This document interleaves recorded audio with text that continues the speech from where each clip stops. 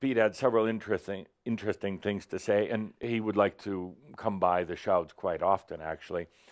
But one of the things he realized, and it was quite profound, he said, live life to the fullest or leave.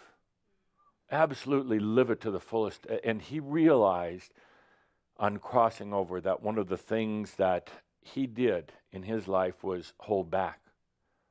All humans do, to their various degrees. Live it to the fullest. Live it without holding back. Live it like you saw in this beautiful video. That's life. That's life. No holding back. It doesn't matter, Pete told me. It doesn't matter what other people think about you. It really doesn't, because their judgments are meaningless. And anything they think about you is based on their definition of what they think they should be and what you should be. Live life to the absolute fullest. Crazy if that's what others call it. It doesn't matter. Irresponsible, meaning irresponsible to other people. Responsible to self, but irresponsible irregardless of other people. Live it to the fullest or leave. And he asked me to point this out today because he left. He knew he wasn't living it to his fullest, and he didn't feel physically or financially that he could. So he left and was happy that he did, happy that he didn't drag it out for another, 5, 10, 20 years. Live your life to its absolute fullest or leave.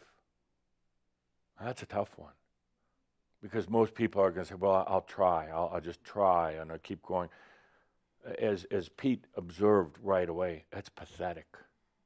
It's pathetic when you keep going in the same old ways, even when you know better.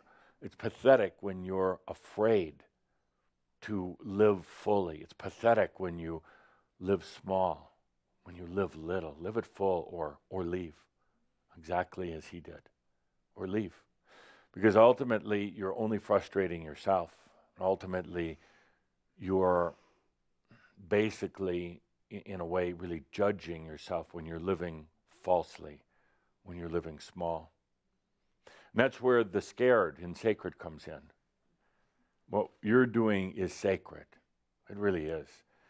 But it's scary. And that's the thing maybe you weren't expecting when you got into all of this. It's scary because your body feels different at times. You wonder what's happening to it. And for Shambhala in particular, about 99% of what's happening to your body are adjustments into a higher state of consciousness. Not that you're sick, or you'll get sick, but it's a type of releasing and cleansing. And I know it feels awful. You feel like sometimes you're going to die. You get going in your mind, what's wrong with me? What have I done wrong? Nothing. It's an adjustment. And if you do depart, your body gives out on you. The only thing that's going to happen is you're going to die. And you're going to die anyway. So let's laugh about that. A tough group. When you can laugh about death, really your problems are over with.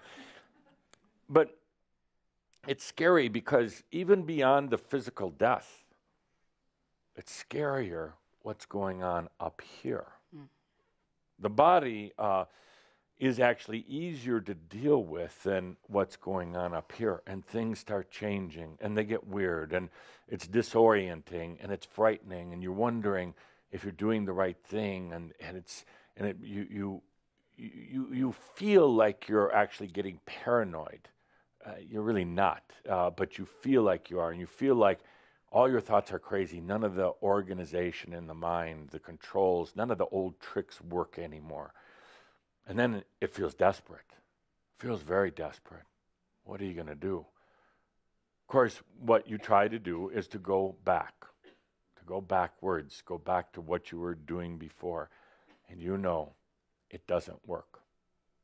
You know it doesn't work.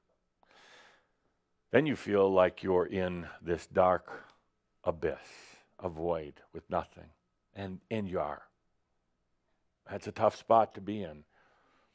It's a really difficult spot, but that's when you get to know yourself the best. Not yourself as in your human persona, but that's when you get to know the I am.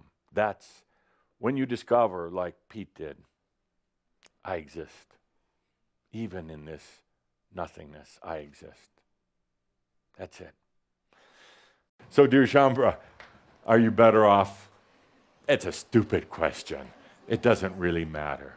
And there's no way you can really compare it. You can try. And I do like the answers. We're getting so much better, Shambra. It doesn't really matter. And compared to what level? Well, on a human level, many of you would say probably not. You may own less. You may have, you don't have a job anymore, a relationship, regular sex, good food, or anything else may not. But, but I know you did not come here aspiring for those things. As a matter of fact, the real answer is, Edith, almost rejecting those things, almost pushing them away. And look what happened. They went away. I know you came here for this embodied enlightenment, ascension, whatever you want to call it. And in a way, sorry. Sandra, would you get her some coffee? A foot massage and 2 electrical wires. You came here for embodied enlightenment in what I would call, depending how you looked at it, either an act of desperation, saying, if this doesn't work, well, if this doesn't work, yes, I'm out of here. If it's not this lifetime, there is nothing. There is nothing. So it's all or nothing. You put all of the chips on the table. Everything. Double or nothing. Saying this is it. And a bit crazy, but that's the way you are. Now, the real truth is you already know. You already know. But now you're going for the experience of it. You do know the answers. Now it's the experience. You came into this lifetime saying, this has to be it. And like I said, it can be considered a bit desperate or very bold and courageous, very amazing, breaking out of so many things, the mind, the past, mass consciousness, and still enduring, still sitting here, still existing. Amazing. Let's take a good deep breath with that in our discovery series. From my perspective and the others of the Crimson Council, it's not so much a matter, are you better off? It's a matter of what's happened with your consciousness, which we can see as your light, which we can see as the expanded nature of your being, as we can see by literally the journeys that you take in your dream state. Are you different than you were 14 years ago? Immensely, immensely. I would like to do a dream walk, if you would write this in for yourself in your brain.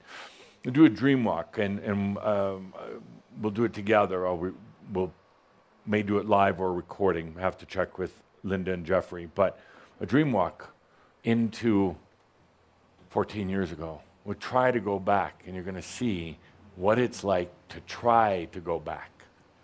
And I think you'll see through this dream walk that it's not what you thought it was, and it would be like trying to stuff yourself back in your mother's womb. It's just difficult to do. It's just difficult to go back. And while the mind remembers certain lovely things about the past as well as certain terrible things, the fact is, if you try to bring your consciousness back there, you really can't do it. So we'll give it a try with a dream walk.